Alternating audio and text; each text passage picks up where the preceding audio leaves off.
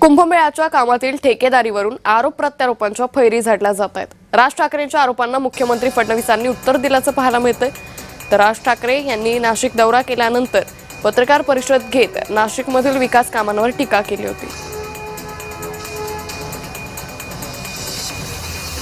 माणसं मेल्याचं गेल्याचं यांना कुठचे काही सोयसूतक नाहीये आणि बस आपली आपली त्या सगळ्या भागातनं म्हणजे त्या सगळ्या कामातनं कमिशन कशी मिळतील हाच फक्त एक सगळ्यात महत्वाचा भाग आहे।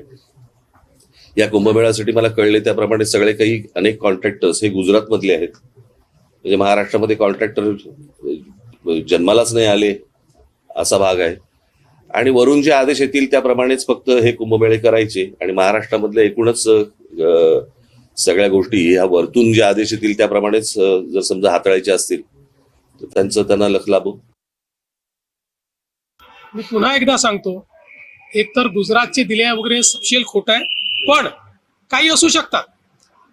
आपल्याकडे देशामध्ये आणि कुठल्याही राज्यामध्ये कंत्राट देताना त्या व्यक्तीची जात पाहता येत नाही, त्याची भाषा पाहता येत नाही, त्याचा धर्म पाहता येत नाही, त्याची बिड कॅपॅसिटी किती आहे, त्याचं क्वालिफिकेशन काय आहे, कंपनी बघायची असते, कंपनीच्या मागे कोण आहे हे बघितलं जात नाही।